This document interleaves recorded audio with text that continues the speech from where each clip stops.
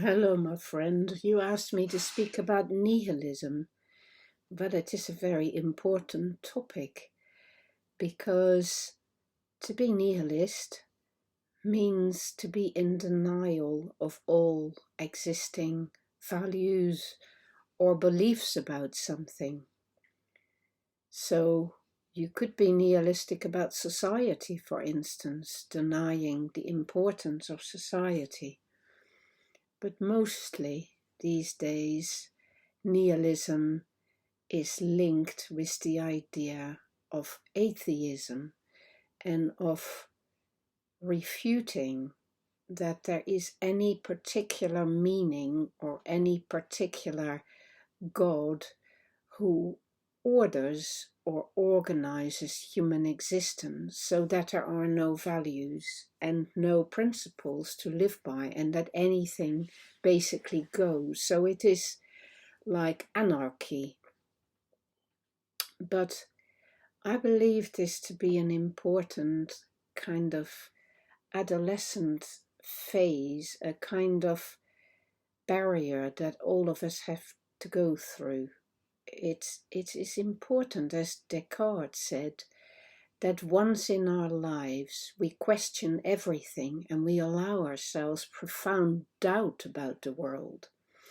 So if we have grown up being taught dogmatic ideas about religion or about the earth or human beings or anything at all, it is very important that we come to question that and that we look for the facts. And in that process of questioning and looking for facts, we very often come to see that things might be absurd, or indeed that there is no particular framework or structure that imposes itself on human beings, but that they are making it up as they go along. They have many different religions, many different belief systems, many different habits, many different values, many different principles.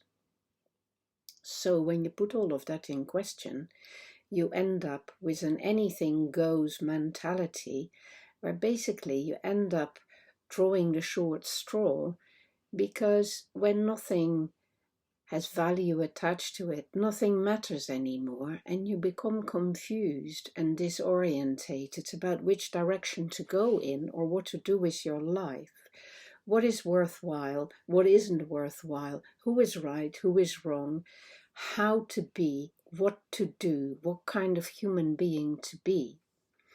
And this is where I particularly appreciate Nietzsche, because although he said, like Descartes, that it was important to reevaluate all our values and to start from scratch, he also, in his Zarathustra, spoke about his amazement, well, Zarathustra's amazement, that human beings were able to kill God.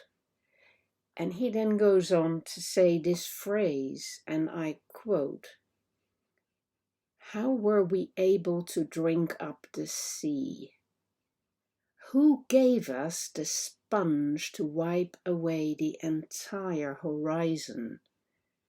What did we do when we loosened the earth from its sun?"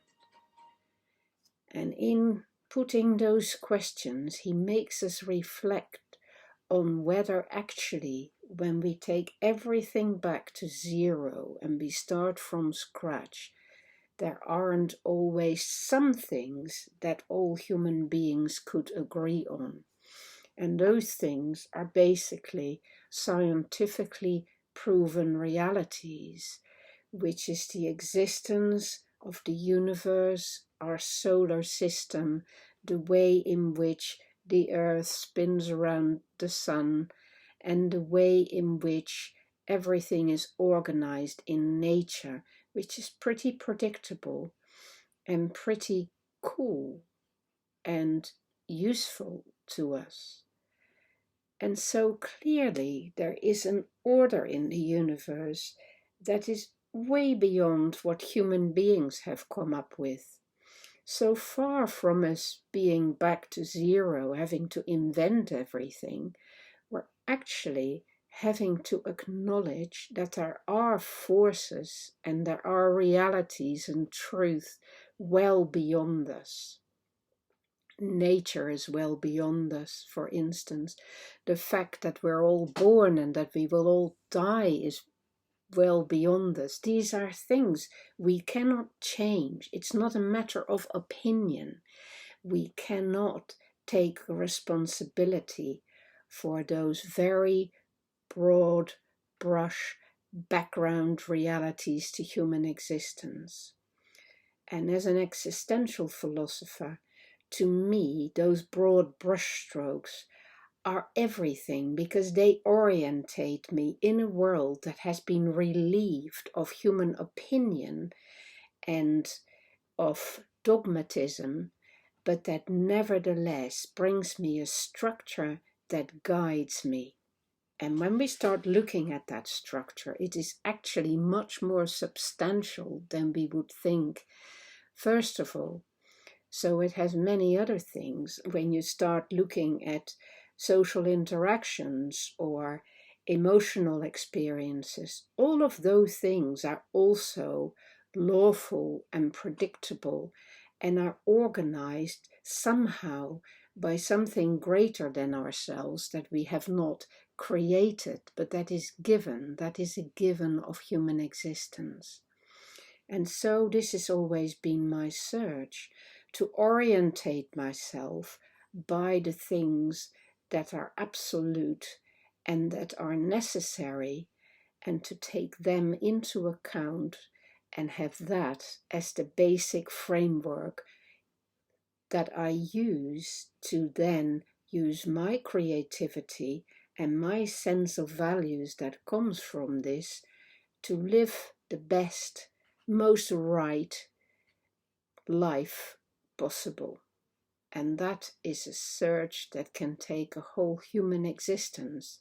And to learn from each other in that, so that we don't have to reinvent the wheel all the time, is extremely important. So never think you're on your own in a universe that doesn't care, because there is a structure of care behind us. This is, of course, what the many different world religions call God, but I don't like to call it God. I like to call it life or truth or being.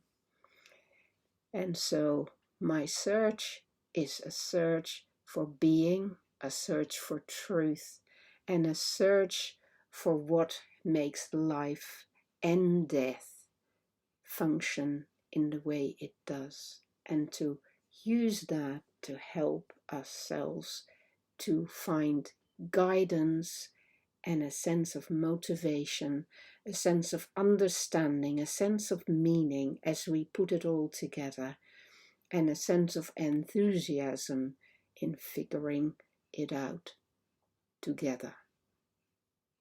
I hope this helps you, my friend, a little bit. Take care.